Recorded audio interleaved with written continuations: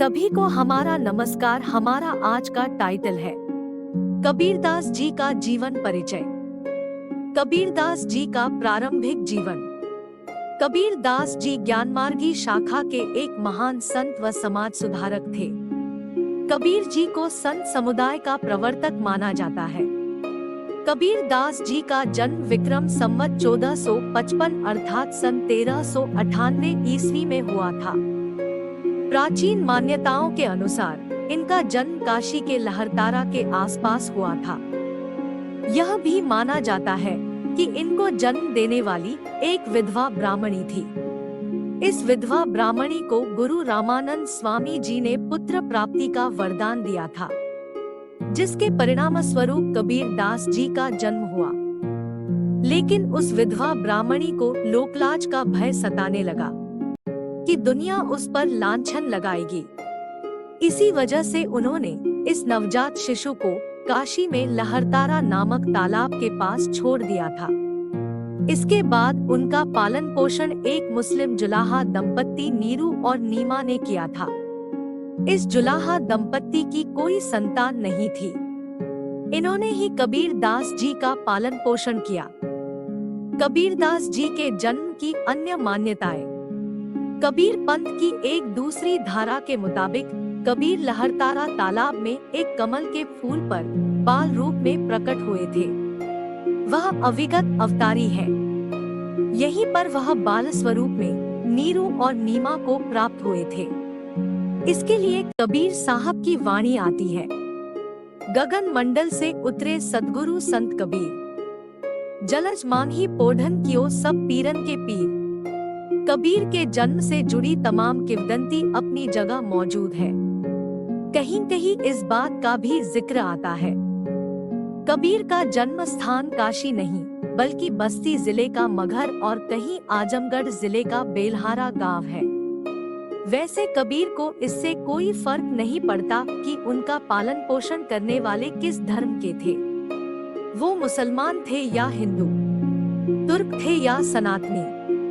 यह सवाल कबीर के लिए बेईमानी है। लेकिन समाज में क्या चल रहा था, क्या चलता आ रहा था, इसको लेकर कबीर किसी को छोड़ने वाले नहीं थे। कबीरदास जी की शिक्षा व गुरु।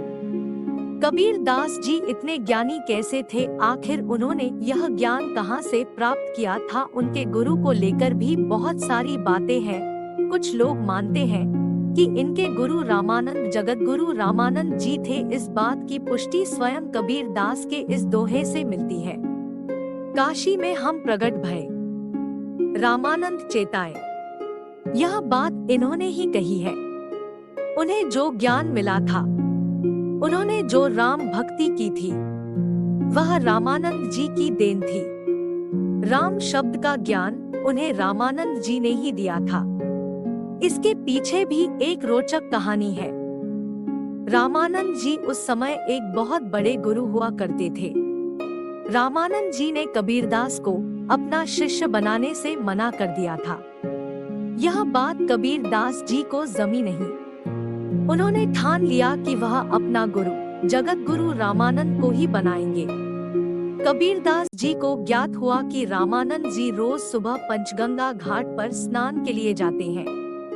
इसलिए कबीरदास जी घाट की सीढ़ियों पर लेट गए। जब वहां रामानंद जी आए तो रामानंद जी का पैर कबीरदास के शरीर पर पड़ गया। तभी रामानंद जी मुख से राम राम शब्द निकल आया। जब कबीरदास जी ने रामानंद के मुख से राम राम शब्द सुना तो कबीरदास जी ने उसे ही अपना दीक्षा मंत्र मान लिया। साथ ही गुरु के रूप में रामानंद जी को स्वीकार कर लिया।